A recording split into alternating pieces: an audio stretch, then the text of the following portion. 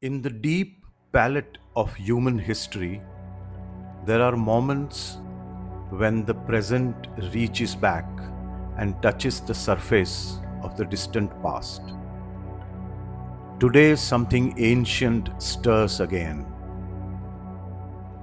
From India's western coast, a ship slips into the Indian Ocean, not driven by engines, not pinned together by iron, but guided by wind, memory, and craft. Her name is INSV Kaundinya. She does not roar, she listens. She is held together not by nails, but by stitched planks. Wooden boards sewn with coir rope, sealed with natural resins, designed to flex and breathe with the sea. This is not a novelty, this is a return. The idea does not come from a modern blueprint, nor from fantasy. It begins in a cave. At the Ajanta caves, in a fading 5th century mural, fragmented, weathered, incomplete, there survives the image of a ship. Not a technical drawing, just enough. A curved hull, vertical masts, side steering oars, rigging without metal.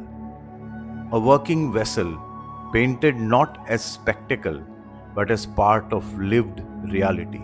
Ajanta does not give us a complete ship, it gives us evidence.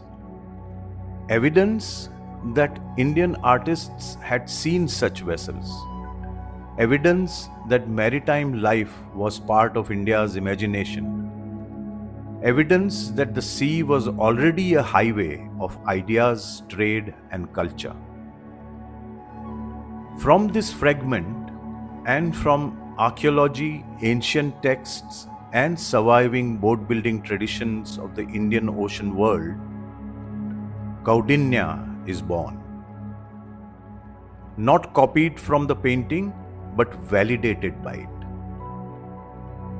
Built using the same principles that once carried traders and travelers from India to Oman, Arabia, Africa, and beyond. Routes older than modern borders, where wind was fuel and knowledge was navigation. And this voyage is not abstract, it has a destination. Kaundinya sails west across the same waters once traced by monsoon winds towards Muscat, one of the oldest trading ports known to India. Long before modern nations, these seas connected India to Oman, a land known in ancient texts as Magan.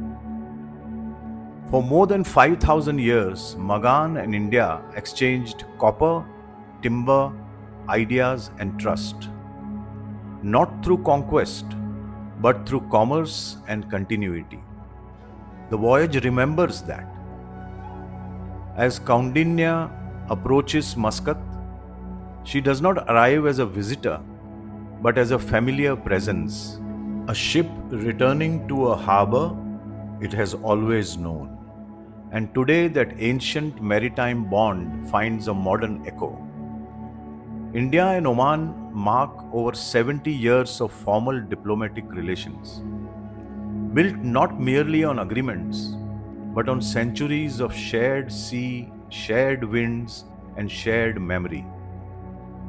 In sailing to Muscat, Kaundinya does more than cross an ocean.